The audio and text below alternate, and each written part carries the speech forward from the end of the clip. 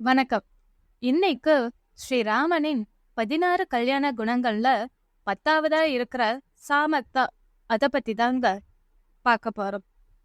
சமர்த்தா, சாமர்த்தன், சாமர்த்தியசாலி அப்படின்னு ஸ்ரீராமனை சொல்லிக்கிட்டே போலாம். வாக்குச்சாதுல்யம் உள்ளவன். அதாவது தான் எடுத்துக்கிட்ட விஷயத்துல திறம்பட செய்து முடிக்கிறதுல சாமர்த்தியம் மிகுந்தவன் அப்படின்னா ஸ்ரீராமன் தான். நம்ம ஃபேமிலி வைஸா போலாமே. ஃபர்ஸ்ட் ஃபேமிலி, அதுக்கப்புறம் நாடு, அந்த மாதிரி நம்ம போலாம். ஸோ இந்த ஃபேமிலிக்குள்ள நம்ம எடுத்துக்கலாம். தசரத மகாராஜா, கௌசல்யை, கைகேயி, சுமித்ரை, பரதன், சத்ருக்னன், லக்ஷ்மணன் எல்லாருமே இருக்காங்க. அப்புறம் சீதா தேவி உட்பட. ஸோ இவங்க எல்லாருமே ஒவ்வொருத்தரும் ஒவ்வொரு கேரக்டர் உள்ளவங்க. ஒரு சிலருக்கு அதீத கோபம் இருக்கும், ஒரு சிலருக்கு அதீத பொறுமை இருக்கும், ஒரு சிலருக்கு எடுத்தோம் கவுத்தோன்னு செய்யக்கூடிய குணம் இருக்கும். ஒருத்தர் அப்படியே பாசத்தாலேயே கரைஞ்சு கரைஞ்சு போய்கிட்டு இருப்பாரு. இன்னொருத்தருக்கு பிடிவாதம் ஜாஸ்தி. இந்த மாதிரி பலதரப்பட்ட குணநலன்களோட இருக்கிறவங்க தான் இந்த குடும்பத்தை சேர்ந்தவங்க. ஸ்ரீராமனுடைய குடும்பத்தை சேர்ந்தவங்க. சோ இந்த குடும்பத்தை ஒற்றுமையா வச்சிருக்கிறது யாரு அப்படின்னு பாத்தீங்கன்னா ஸ்ரீராமன் மட்டும்தாங்க. ஏன்னா அவருடைய சாதுரியம், அவருடைய சாமர்த்தியம் தான் இந்த குடும்பம் உடைந்து போகாம இருந்ததுக்கு காரணம்னே நம்ம சொல்லலாம். ஏன்னா கைகேயி வரம் கேட்டாங்க, 2 வரம். ராமன் வனவாசம் போகணும், பரதனுக்கு ஆட்சி பொறுப்பு. சோ பரதனுக்கு தான் அயோத்தின்னு சொன்ன உடனே ஸ்ரீராமன் ரொம்ப சந்தோஷப்பட்டாரு. அடுத்து வனவாசம் சொன்னதும் இன்னும் ரொம்ப சந்தோஷப்பட்டாரு. ஏன்னா அதற்கான காரணம் என்னன்னு ஸ்ரீராமனுக்கு நல்லாவே தெரியும் இல்லையா? ஆனாலும் குடும்பத்துல இருக்கிறவங்க எல்லாருமே அதை முழுமையா அக்செப்ட் பண்ணிக்கிட்டாங்களா அப்படின்னா இல்லவே இல்ல. எல்லாரும் கொதிச்சு போய் கொந்தளிச்சு போய் இருக்காங்க, அழுதுகிட்டே இருக்காங்க. இவங்க எல்லாரையும் எப்படி சமாதானப்படுத்த முடியும்? தசரதன் ஒரு பக்கம் கைகேயிய நீ வேற ஏதாவது கேளுன்னு அவரை கன்வின்ஸ் பண்ணிக்கிட்டு இருக்காங்க. ஒரு பக்கம் கௌசல்யை, சுமித்ரை எல்லாரும் அழுதுகிட்டு புலம்பிக்கிட்டு இருக்காங்க. இன்னொரு பக்கம் சீதா தேவி எப்படியாவது இந்த வனவாசத்துக்கு ஸ்ரீராமனோட சேர்ந்து புறப்பட்டே ஆகணும்னு ரெடி ஆயிட்டாங்க. இன்னொரு பக்கம் சுமித்ரை லக்ஷ்மணனை தயார் பண்ணிட்டாங்க, நீ ஸ்ரீராமன் கூட போற அவ்வளவுதான் அப்படின்ட்டாங்க. சோ ஒவ்வொருத்தரும் ஒவ்வொரு மனநிலையில இருக்காங்க. இவங்க எல்லாரையுமே நம்ம கன்வின்ஸ் பண்ணியே ஆகணும். யாரால முடியும்? ஸ்ரீராமனால மட்டும்தாங்க முடியும். அதனால ஸ்ரீராமனே ஒவ்வொருத்தருக்கிட்டையும் பேசுறாரு. ஏன் அப்படின்னா அந்த எமோஷனல் பாண்டிங் உள்ளவங்களால மட்டும்தான். அதாவது ஸ்ரீராமனுக்கு பாத்தீங்க அப்படின்னா அந்த ஒரு தன் குடும்பத்துல இருக்கிற ஒவ்வொருத்தருடைய கேரக்டர் முழுசா தெரியும். அதாவது அவங்களுடைய உணர்வுகளும் தெரியும், பாசம் தெரியும், அவங்களுடைய உணர்ச்சிகளையும் நல்லாவே புரிஞ்சு வச்சவர் தான் ஸ்ரீராமன். அதனால யாருக்கிட்ட எந்த விதத்துல எப்படி பேசினா அவங்கள கன்வின்ஸ் பண்ணலாம் அப்படிங்கறதுல ரொம்ப சாமர்த்தியம் மிகுந்தவர்னா ஸ்ரீராமன் தான். அதனால தசரதனை சமாதானப்படுத்தினாரு, கௌசல்யாவை சமாதானப்படுத்தினாரு. அதே மாதிரி சீதா தேவி கிட்டே சாதுரியமா பேச ட்ரை பண்ணாரு. ஆனா சீதா தேவி கொஞ்சம் முந்திக்கிட்டாங்கன்னு தான் சொல்லணும். லக்ஷ்மணனை பிரிக்கவே முடியாது, ஏன்னா இது ஒரு ஆர்டர் மாதிரி ஆயிடுச்சு. சோ இவங்க எல்லாரையுமே உடைக்காம தன்னுடைய அன்பால, அரவணைப்பால, புத்தி சாதுரியத்தால, பேச்சால கட்டி போட்டாரு அப்படின்னா ஸ்ரீராமன் தான். பரதனுக்கு தெரிஞ்சு கொந்தளிச்சுக்கிட்ட, இல்ல எனக்கு எதுவுமே வேண்டாம் ஸ்ரீராமா நீதான் வேணும் அப்படின்னு வந்தப்ப கூடவும் அவருடைய பிடிவாதத்தை பார்த்து அதையும் அழகா ஹேண்டில் பண்ணி நீ எல்லாத்தையும் பொறுமையா பாத்துக்கோ அப்படின்னு பொறுப்பை ஒப்படைச்சாரு. அதையும் பரதன் ஏத்துக்கவும் வச்சாரு. இதுதான் எம்பத்தின்னு சொல்லலாம். அவங்க என்ன நினைக்கிறாங்க, அவங்களோட உள் உணர்வு எப்படி இருக்கு, அதாவது உள்ளது உள்ளபடி உள்ளார்ந்த உணரக்கூடியவன் தான் ஸ்ரீராமன். அதனால தன் குடும்பத்துல இருக்கிறவங்க எல்லாரும் என்ன நினைக்கிறாங்க, என்ன பேசணும்னு நினைக்கிறாங்க. சில டைம் நமக்கே பாத்தீங்க அப்படின்னா மனசுல ஒரு விஷயம் நினைச்சுக்கிட்டு இருப்போம். அது அப்படியே பேசலாம்னு நினைக்கும் போது அது வார்த்தையா அழகா நம்மளால கோர்வையே பேசவே முடியாது. சோ அதுல நம்ம ரொம்ப வீக்கா இருப்போம். நமக்கு அந்த பேச்சு சாதுரியம் ரொம்ப கம்மி. சிலருக்கு வாய் நிறைய பேசிட்டு இருப்பாங்க, ஆனா பேசும்போது மனசுல இருந்து சொல்ல வந்த விஷயத்த ஆரம்பிச்சாலும் வேற எங்கேயோ டைவர்ட் ஆகி வெவ்வேறு விஷயம் பேச ஆரம்பிச்சிருவாங்க. சோ நமக்குலாம் நம்ம அதுல ரொம்ப வீக்குன்னு தான் சொல்லணும். ஆனா ஸ்ரீராமன் அப்படி கிடையவே கிடையாது. அவர் பாத்தீங்க அப்படின்னா ரொம்ப எல்லா யாராவது ஒருத்தர் வந்து நம்ம கிட்ட பேசுறாங்க அப்படின்னா முழுமையா கவனிப்பாரு, பொறுமையா கவனிப்பாரு. அவங்களோட அந்த கொந்தளிப்பு, அந்த உணர்வு, அந்த உணர்ச்சிகள் ஒவ்வொருத்தரும் பாத்தீங்கன்னா பேசும்போது அந்த கோபத்தை வச்சுக்கிட்டு பேசுவாங்க. ஒரு சிலர் அந்த பொறாமையை வச்சுக்கிட்டு பேசுவாங்க. ஒரு சிலர் வருத்தம் இல்ல பயம் இந்த மாதிரி சில உணர்ச்சிகளை வச்சுக்கிட்டு அந்த உணர்ச்சிகள் உந்ததுனால சில வார்த்தைகள் வெளிப்படும். அது அது எல்லாத்தையும் கலந்த மாதிரி நிறைய பேர் பேசுவாங்க. அதனால என்ன பண்ணுவாரு, அதை பொறுமையா கேட்பாரு, கவனிப்பாரு. அதுக்கப்புறம் அவங்களுக்கு தகுந்த மாதிரி பேசுவார். அதுதாங்க ஸ்ரீராமன். சோ இந்த மாதிரி பேசுறதுல ஸ்ரீராமன் யாராலையுமே மிஞ்சவே முடியாதுன்னு தாங்க சொல்லணும். ஏன்னா அந்த அளவுக்கு வந்து உள்ளது உள்ளபடி நல்லா புரிஞ்சுக்கிட்டு பேசுவாரு. அதனாலதான் சீதைக்கு என்னவோ ஸ்ரீராமனை அவ்வளோ பிடிச்சு போச்சுன்னு தான் சொல்லணும். அடுத்து இவங்க கிட்ட மட்டும்தானா, இந்த குடும்பத்துக்கிட்ட மட்டும்தானா இந்த எம்பத்தி அப்படின்னா இல்லைங்க. இந்த எம்பத்தி பாத்தீங்கன்னா குடும்பத்திட்ட மட்டும் ஈஸியா வந்துடும். நம்மளால வந்து நான் அப்பாவை பத்தி இல்ல அம்மாவை பத்தி இல்ல அண்ணா தம்பி யாராவது இருப்பாங்க. அவங்க மனசுல ஒண்ணு வச்சிருப்பாங்க, வெளியே ஒண்ணு நடந்துப்பாங்க, இல்ல வெளியே வேற ஏதாவது பேசுவாங்க. ஆனா நமக்கு நல்லாவே தெரியும், ஓ இது ஏதோ ஒரு காரணம் இருக்கு அப்படின்னு. சோ இத மாதிரி புரிஞ்சிக்க கூடிய பக்குவம் முழுமையா வந்து யார்கிட்ட இருந்துச்சு அப்படின்னா ஸ்ரீராமன் கிட்ட. நம்ம ஃபேமிலிலயும் பாத்தீங்க அப்படின்னா இந்த மாதிரி யாராவது ஒருத்தர் இருப்பாங்க, சைலண்டா இருப்பாங்க. அவங்க வந்து பாத்தீங்கன்னா உள்ளுக்குள்ள நம்ம ஃபேமிலிக்குள்ள ஒரு 5 பேர் இருக்கோம் இல்ல 6 பேர் இருக்கோம் அப்படின்னா எங்களுக்குள்ள உள்பூசல் ஏதாவது சின்ன சின்ன சலசலப்பு சண்டை இப்படி ஏதாவது வந்தாலுமே அவங்க வந்து அழகா எல்லாரு கூடயும் பேசி அதை அப்படியே பேட்சப் பண்ணிடுவாங்க. உடையவே விட மாட்டாங்க, எல்லாரும் சேர்த்து வச்சிருப்பாங்க. சோ இந்த பேச்சு சாதுரியத்தினால அந்த ஒரு குடும்பத்தையே அந்த ஒற்றுமையை குலைக்காம அப்படியே அழகா பாங்கா காப்பாத்துறது அப்படின்னா அது ஸ்ரீராமன் தாங்க. இது குடும்பத்துல மட்டும் இல்ல, இது வெளி இடத்துலயும் தான். வெளியே ஒரு மனிதனா இன்னொரு மனிதனுடைய உணர்வை மட்டும்தான் புரிஞ்சுக்க முடியுமா ஸ்ரீராமனால அப்படின்னா இல்ல. ஒரு வானரம் சுக்ரீவன் அவருடைய உணர்வையும் தன்னால புரிஞ்சுக்க முடியும்னு நிரூபிச்சு காட்டினாரு. ஏன்னா சுக்ரீவனும் அதே நிலைமையில தான் இருக்காரு. நாட்டை விட்டு பிரிஞ்ச உயிருக்காக பயந்து ஒவ்வொரு இடத்துலயும் ஒளிஞ்சு ஒளிஞ்சு வாழ்ந்துட்டு இருக்காரு. அது மட்டும் இல்லாம தன் ஆசை பிரியமுள்ள மனைவியவும் பிரிஞ்சு வாழ்ந்துகிட்டு இருக்காரு. அதே நிலையில தானே ஸ்ரீராமனும் இருக்காரு. ஆனா இவர் ஒரு மனிதன், சுக்ரீவன் ஒரு வானரம். இவர் உங்களுடைய உணர்வையும் அழகா புரிஞ்சுக்கிட்டாரு. இதுதாங்க இந்த எம்பதி. சோ உள்ளது உள்ளபடியே, அதாவது அடடா நான் படுற கஷ்டத்தை தான் இவனும் அனுபவிக்கிறான், எனக்கே இவ்வளவு கஷ்டமா இருக்கும்போது அவனுக்கு எவ்வளவு கஷ்டமா இருக்கும், அவனோட மனசு எப்படி துடிக்கும் அப்படின்னு நம்ம அந்த உள்ளார்ந்த யோசிச்சு அனுபவிச்சு அதை ஃபீல் பண்றோம் பாத்தீங்களா. அந்த மாதிரி உணரக்கூடிய பக்குவம் வந்து ஸ்ரீராமன் கிட்ட மட்டும்தாங்க இருக்கு. ஏன்னா ஒரு மிருகம் நாமளும் பாக்குறோம், கடந்து போறோம், ஒரு நாயை பாக்குறோம், ஒரு பறவை பாக்குறோம். இந்த மாதிரி சில மிருகங்கள்ல பசியில வாடாத அந்த முகத்தை வச்சு நம்மளால கண்டுபிடிக்க முடியுதா? இல்ல. ஒரு பறவை பாக்குறோம், பறவை பறந்து போகுது, இல்ல அது ஏதாவது வந்து அதுக்கு ஹெல்ப் தேவைங்கிறத நம்மளால ஈஸியா புரிஞ்சுக்க முடியுதா? இல்ல. ஏன்னா நாம வேற பக்கம் எங்கேயோ ஓடிக்கிட்டு இருக்கோம். ஆனா ஸ்ரீராமன் அப்படி இல்ல.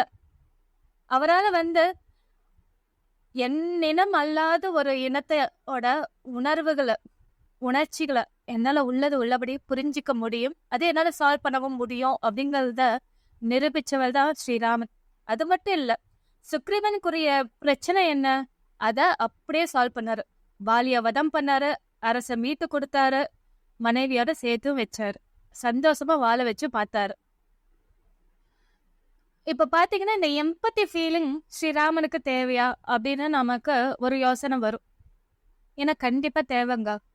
இப்ப நம்ம கிட்ட வந்து ஒருத்த ஹெல்ப் கேக்குறாங்க அப்படின்னா அவங்களோட ஒரு எமோஷனல் பாண்டிங் இருந்துச்சு அப்படின்னா நம்ம உடனே ஹெல்ப் பண்ணுவோம்.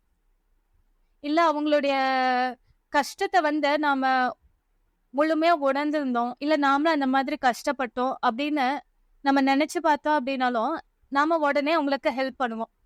அப்படி இல்லைங்க போது நம்ம வந்து ஒரு அலட்சியத்தை தான் காட்டுவோம்.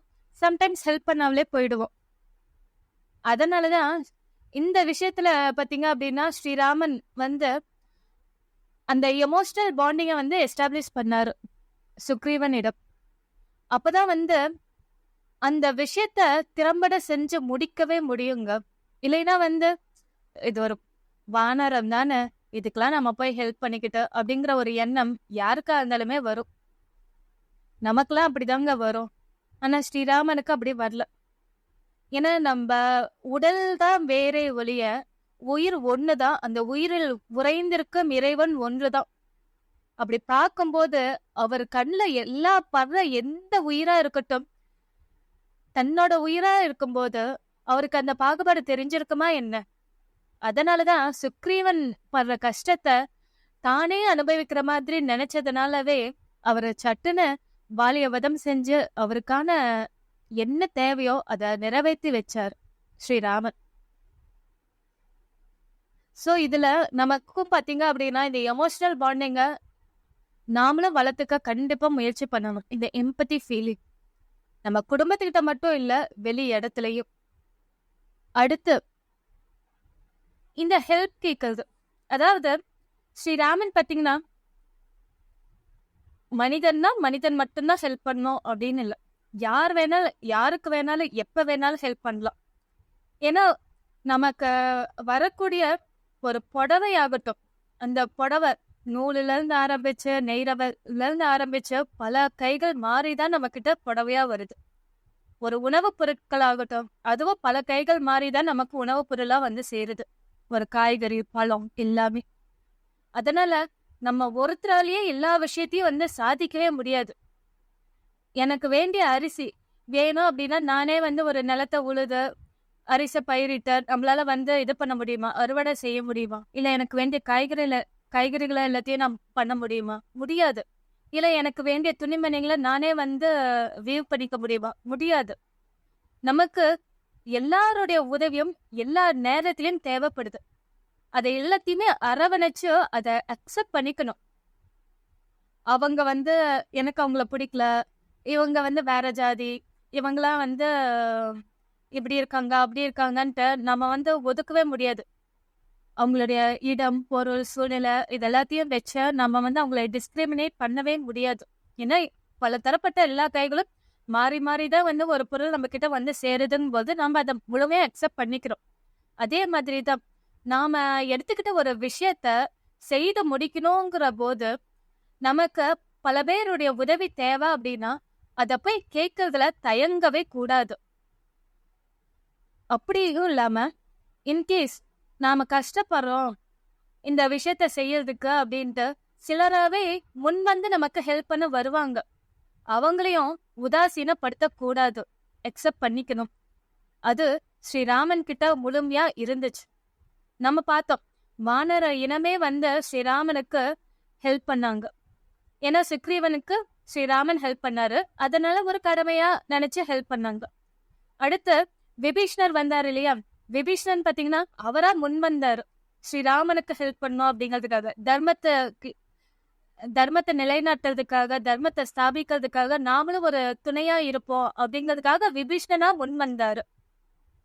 அதையும் ஸ்ரீராமன் அக்செப்ட் பண்ணிக்கிட்டாரு. சோ சின்ன சின்ன உயிரினங்கள் மட்டும் இல்லாம வேற்று இனமா இருந்தாலும் சரி, யாரா இருந்தாலும் சரி, நாம வந்து ஹெல்ப் கேட்கவும் தயங்க கூடாது, வர ஹெல்ப்பை வந்து உதாசீனப்படுத்தவும் கூடாது. ஏன்னா ஒரு விஷயம் நம்ம ஒருத்தரால மட்டுமே செய்து முடிக்க கூடியது அல்ல. We are replaceable. நம்ம நம்ம இடத்த யார வேணாலும் ரீப்ளேஸ் பண்ணிட்டு போய்கிட்டே இருப்பாங்க. இப்பவும் பாத்தீங்கன்னா பல கம்பெனில நாம வந்து ஒரு 10 வருஷம் 15 வருஷம் வந்து ஒரே இடத்துல உட்காந்து ரொம்ப எஃபிஷியண்டா ஒர்க் பண்ணிருக்கேன் அப்படின்னா அடுத்த நாளே அந்த சீட்டுக்கு வேற யாரையாவது மாத்திடுவாங்க. அவ்வளவுதான். ஆனா இந்த 15 வருஷம் நான் ஒர்க் பண்ணனே அப்படின்னு நாம தான் சொல்லிக்க முடியுமே, ஒரே கம்பெனி கேட்காது. ஏன்னா நம்ம ரீப்ளேசபிள், அவ்வளவுதான். நம்ம இடத்த ஃபுல்ஃபில் பண்ண யாராவது ஒருத்தர் வந்துகிட்டே தான் இருப்பாங்க. நம்மளை விட எஃபிஷியன்டாவும் இருக்கலாம், இல்ல நம்மளை விட குறைவாகவும் இருக்கலாம். நாம வந்து கம்பெனி கிட்ட போய் சண்டை போடவும் முடியாது. அதே ஒரு டீம் ஒர்க்கா இருந்த ஒரு ப்ராஜெக்ட் பண்றீங்க அப்படின்னா ஒருத்தரோட ஒர்க்கு பிடிக்கல, இல்ல இவரெல்லாம் வேண்டாம், இவரெல்லாம் செய்யக்கூடாது, இல்ல இவங்க வந்து நமக்கு ஹெல்ப் பண்ணதா தேவையில்ல அப்படிங்கிற எண்ணம்லாம் இருக்கவே கூடாது. நமக்கு என்ன தேவை, ஒரு ப்ராஜெக்ட முழுமையா கம்ப்ளீட் பண்ணணும். அதுக்கு எல்லாரோட உதவியும் தேவை, எல்லாருடைய பங்களிப்பும் தேவை. அத நிறைவா ஏத்துக்கிட்டு அத செஞ்சு முடிக்கிறது மட்டும்தான் நம்மளுடைய கடமை அப்படிங்கிறத வச்சு நம்ம அத செஞ்சு முடிக்கணும். இன்னொரு விஷயம், லீடர்ஷிப். இந்த லீடர்ஷிப் பாத்தீங்க அப்படின்னா, ஒரு தலைவன், சிறந்த தலைவன்னா அது ஸ்ரீராமன் மட்டும்தாங்க. எப்பேற்பட்ட தலைவன் அப்படின்னா, தனக்கு இருக்கிற எண்ணம், நம்ம நம்மளை சுத்தி இருக்கிற எண்ணம் வந்து, அதாவது தன்னை சுத்தி சுக்ரீவன், ஹனுமான், அங்கதன், ஜாம்பவான், லக்ஷ்மணன் எல்லாரும் இருக்காங்க. இப்ப விபீஷணனும் இருக்காருன்னு வச்சுக்கோங்க. சோ இவங்களுடைய எல்லாருடைய கருத்தையுமே கேட்டுதான் அடுத்தடுத்த விஷயத்த வந்து செயல்படுத்துவார். ஒரு தலைவன்னா அப்படிதான் அனலைஸ் பண்றது. ஒரு போர் திட்டங்களை வந்து எடுத்து முன்னிறுத்தி செய்யும் போது எல்லா விதத்திலயுமே வந்து அனலைஸ் பண்ணுவாங்க, எப்படி பண்ணணும் அப்படின்ட்டு. ஸோ அதை வந்து எல்லார்கிட்டையும் டிஸ்கஸ் பண்ணி ஒரே குழுவா, ஒரே டீம் ஒர்க்கா பண்ணும்போதுதான் அந்த டீம் வந்து ஜெயிக்கவே முடியும்.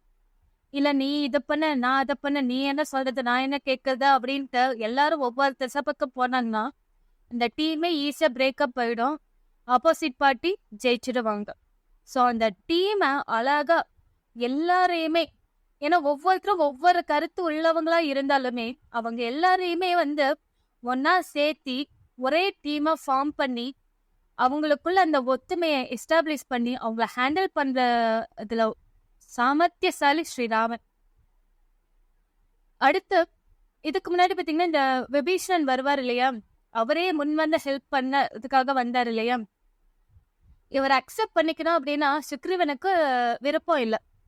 ஏன்னா ஏன்னா அவருக்கு வந்து ஒரு தாட், இவர் வந்து ராவணனுடைய தம்பி, இவர் ஏதாவது வந்து தப்பான எண்ணத்தோட வேஷம் போட்டுக்கிட்டு கூட இங்க வந்திருக்கலாம், இல்ல உள்ள வந்து உள்ளுக்குள்ளேயே இருந்துகிட்டு ஏதாவது தப்பான வேலையை செய்யலாம். இவருக்கு நிறைய டவுட்ஸ் இருந்துச்சு. அதனால விபீஷணனை சேர்த்திக்கவே கூடாதுங்கிறதுல சுக்ரீவன் உறுதியா இருந்தார். ஆனா சுக்ரீவன் இதுக்கு முன்னாடி விபீஷணனை பார்த்ததே இல்லை.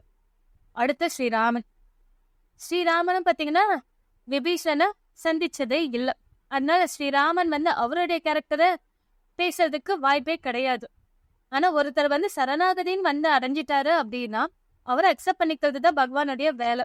இருந்தாலும் இங்க வந்து எதிர்ப்பு வருது. இந்த எதிர்ப்பை வந்து சால்வ் பண்ணணும் அப்படின்னா விபீஷணனை ஏற்கனவே சந்திச்ச ஒருத்தரால மட்டும்தான் முடியும், அது ஹனுமான். அதனாலதான் ஹனுமானுடைய கருத்தை வந்து ஸ்ரீராமன் கேட்கிறாரு. ஹனுமானும் சொல்றாரு, விபீஷணன் வந்து ராவணனுடைய அவையில இருக்கும்போது தூதுவனா வந்தவனை கொல்லக்கூடாது, அது தர்மம் கிடையாது. நம்ம வந்து வேணா ஒரு சின்ன இது காயம் ஏற்படுத்தலாம் அப்படிங்கிற ஒரு தர்மத்தை வந்து எடுத்து சொன்னாரு. அதனால விபீஷணனை ஏத்துக்கலாம் அப்படின்னு கருத்தை வைக்கிறாரு. ஸோ அதனால விபீஷணனை அக்செப்ட் பண்ணிக்கிறாரு ஸ்ரீராமன். அதாவது அவருக்கு அக்செப்ட் பண்ணிக்கக்கூடிய மைண்ட் இருந்தாலுமே உள்ள இருக்கக்கூடிய எதிர்ப்பு எல்லாத்தையுமே அவங்க எல்லாரையுமே ஒத்துக்க வைக்கணும் அப்படின்னா அவங்க கிட்ட இருக்கிற ஒரு வேலிட் பாயிண்ட ஒரு வேலிட் பர்சன் கிட்ட இருந்து பேச வைக்கிறது மூலமா மட்டும்தான் அது நடக்கும். ஸோ அந்த மாதிரி ஒரு லீடர்ஷிப் குவாலிட்டி உள்ளவர் தான் ஸ்ரீராமன். தனக்கு இருக்கக்கூடிய ரிசோர்சஸ் தனக்கு, அதாவது பார்த்தீங்கன்னா வீட்டில் பெண்கள் பார்த்தீங்கன்னா காய்கறி இல்லை, இல்லை வேற எதுவும் பல வகைகள் இல்லை அப்படின்னா வீட்டில் இருக்க பொருட்களை வச்சு அன்னைக்கு உரிய சமையலை செய்யணும்னா செஞ்சுடுவாங்க. ஆண்கள் வந்து பார்த்தீங்க அப்படின்னா வீட்டில் எந்த ஒரு பொருளும் இல்லைன்னா அவங்களால எந்த வேலையுமே செய்ய முடியாது, வெளியே ஆர்டர் பண்ணிடுவாங்க. ஸ்ரீராமன் பார்த்தீங்க அப்படின்னா வனவாசம் வந்துட்டாரு. ஸோ சீதைய வந்து ராவணன் கவர்ந்துட்டு போயிட்டாரு.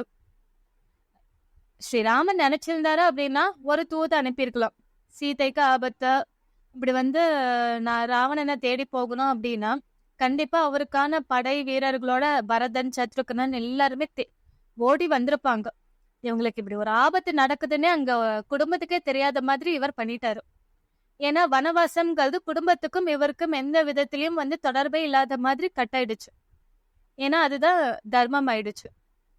சோ இந்த 14 வருடங்களும் இவர் இப்படிதான் இருந்தாகணுங்கிற கட்டாயத்துல இருக்கும்போது இவரால குடும்பத்துக்கிட்ட எந்த ஹெல்ப் கேட்க முடியாது.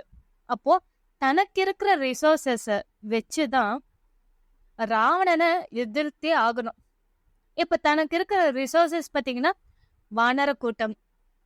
இந்த வானர கூட்டத்தை வச்சே ராவணனை எதிர்த்து போரிட்டு ஜெயிச்சார். இதுதாங்க ஸ்ரீராமன். ஏன்னா நமக்கு இருக்கக்கூடிய இந்த அவங்களுக்குரிய ஆயுதங்கள் எல்லாமே பாத்தீங்க அப்படின்னாலுமே எல்லாமே காட்டுல இருந்து வனத்துல இருந்து தயார் பண்ண ஆயுதங்கள் தான். சோ அப்படி பார்த்தோம் அப்படின்னா தனக்கு இருக்கக்கூடிய ரிசோர்சஸ் மட்டுமே வச்ச ஒரு போரை எதிர்கொண்ட ஜெயிச்சாரு அப்படின்னா அவர் எந்த அளவுக்கு சாமர்த்தியசாலின்னு நீங்களே யோசிச்சு பாருங்க. அப்புறம் டெசிஷன் மேக்கிங், ஒரு முடிவை எடுத்துட்டாரு அப்படின்னா அவ்வளவுதான். அந்த முடிவுல கடைசி வரைக்கும் உறுதியா இருப்பார். அதாவது ஒரு பிரச்சனை வந்துருச்சு அப்படின்னா அதோட சொல்யூஷன் இன்ஸ்டன்ட் சொல்யூஷனா எடுத்துக்கவே மாட்டாரு. இப்ப பாத்தீங்கன்னா நம்ம வாலிய ஒரு விஷயத்த ஆஃபர் பண்ணாரு. சீதா தேவிய கடத்திட்டு போயிருந்து நீ என்கிட்ட சொல்லிருக்கலாம்ல, ராவணன் கிட்ட உடனே நான் சண்டை போட்டு சீதா தேவிய கூட்டிட்டு வந்திருப்பேன் அப்படின்னு வாலி சொன்னாரு. ஆனா ராமன் அந்த இத அவருக்கான எண்ணமே போகல. ஏன் அப்படின்னா சுக்ரீவன் படுற கஷ்டம் மட்டும்தான் அவர் மனசுல இருந்துச்சு. தான் படுற கஷ்டம் சுக்ரீவன் படுறாரு. 2 பேரும் ஒன்னாயிட்டாங்க. அதாவது உயிரால் ஒன்னாயிட்டாங்க, படுற கஷ்டத்தினால ஒன்னாயிட்டாங்க. அதனால அவங்கள தாண்டி ஸ்ரீராமனால யாரையுமே யோசிக்கவே முடியலன்னு தான் சொல்லணும். அவங்கள தாண்டி வேற யாரு வீரத்திலயோ பராக்கிரமசாலியா இருந்தாலுமே சுக்ரீவனுக்கு ஹெல்ப் பண்ணும், அவ்வளவுதான். மத்த நம்ம ப்ராப்ளம் அடுத்து. அதனாலதான் வாலிய பத்தி யோசிக்கல, வாலியோட வீரத்தை பத்தி அவர் யோசிக்கல. இல்ல அவரால் முடிஞ்சிருந்தா அவரோட ஹெல்ப்னால ராவணன் கிட்ட ஈஸியா சீதா தேவியா காப்பாத்திருக்கலாம்னு அவரு யோசிக்கல. சோ நாம ஒரு பிரச்சனைன்னு எடுத்துக்கிட்டோம் அப்படின்னா நமக்கு ஒரே நண்பர்கள், நமக்கு நெருக்கமானவங்களோட பிரச்சனையை நம்ம சால்வ் பண்ண நம்ம ரொம்ப முனைப்போட இருக்கும்போது நம்மளோட கஷ்டம் நமக்கு சுத்தமா தெரியாது. அதாவது நம்ம கஷ்டத்தை பத்தி நம்ம நினைக்கிறத கொஞ்சம் போஸ்ட்போன் பண்ணி வைப்போம். அவங்களத சால்வ் பண்ணுங்கிறதுல மட்டும்தான் நம்மளோட முழு கவனமுமே இருக்கும். அதுதான் ஸ்ரீராமன் கிட்டயே இருந்துச்சு. தான் சீத்தையை விட்டு பிரிஞ்சிருக்கிறோங்கிற கஷ்டத்தை காட்டிலும் சுக்ரீவனுக்கு அந்த வலியில இருந்து வேதனையில இருந்து முக்தி கொடுக்கணும், அவரை காப்பாத்தணுங்கிறத மட்டும்தான் அவரு முனைப்போட இருந்தார். அதனாலதான் அவருக்கு அந்த விஷயம்லாம் அந்த ஹெல்ப் எல்லாம் கேட்குங்கிற எண்ணம் தோணவே இல்லைன்னு நான் நினைக்கிறேன். அதனாலவே இந்த டெசிஷன் மேக்கிங் பாத்தீங்க அப்படின்னா ஒரு ப்ராப்ளம்க்கு நம்ம இன்ஸ்டன்ட் சொல்யூஷனை நம்மளால எடுத்துக்க முடியும், இல்ல பெர்மனன்ட் சொல்யூஷனை நம்மளால எடுத்துக்க முடியும். அது நம்மளோட புத்தியை பொறுத்து தான் இருக்கு. இந்த காலத்திலேயே பாத்தீங்கன்னா பலதரப்பட்ட மக்கள் வாழ்ந்துட்டு தான் வராங்க. ஒரு சிலர் பாத்தீங்கன்னா அடுத்த வேளை ஒரு உணவு கிடைச்சிருச்சா போதும், இன்னைக்கு நாள் முடிஞ்சிச்சு அப்படின்ட்டு விட்டுருவாங்க. ஒரு சிலர் இந்த ஒரு வாரம் தாங்கும், இந்த ஒரு வாரத்துக்கான சம்பாத்தியம் நான் சம்பாதிச்சிட்டேன், இது போதும் அப்படின்னு நிறுத்திப்பாங்க. ஒரு சிலர் பாத்தீங்கன்னா ஒரு மாசத்துக்கான சம்பளம், மாசம் சம்பளம், அவ்வளவுதான். ஆனா இது எல்லாத்தையும் தாண்டி தொலைநோக்கு பார்வையோட யோசிக்கிறவங்க பல பேர் இருப்பாங்க பாத்தீங்களா. அவங்கதான் தனக்கு மட்டும் இல்லாம தன்னை சுத்தி இருக்கிறவங்களுக்காகவும் யோசிப்பாங்க. அவங்கதான் தொழில் முனைவர்களா, தொழில் ஸ்தாபனத்தை உருவாக்குறவங்களா இருப்பாங்க. ஏன்னா அந்த மாதிரி இருக்கிறவங்களால மட்டும்தான் இப்ப இருக்கிற பிரச்சனை மட்டும் இல்ல, காலத்துக்கு அந்த பிரச்சனை இல்லாம போகணும் அப்படின்னு நினைக்கிறவங்களால மட்டும்தான் அந்த மாதிரி யோசிக்கவும் முடியும், செயல்படவும் முடியும். சோ ஸ்ரீராமன் கிட்ட பேச்சு சாதுரியம், செயல் சாதுரியம், அடுத்து லீடர்ஷிப், தலைவன், இந்த 3மே அவர்கிட்ட ஒன்னா இருந்ததுனாலவே அவரால இந்த த்ரூ அவுட் அவரோட லைஃப்ல அழகா எல்லா விஷயத்தையும் எதிர்கொண்டு ஜெயிச்சு வந்தான்னு தான் நம்ம சொல்லணும்.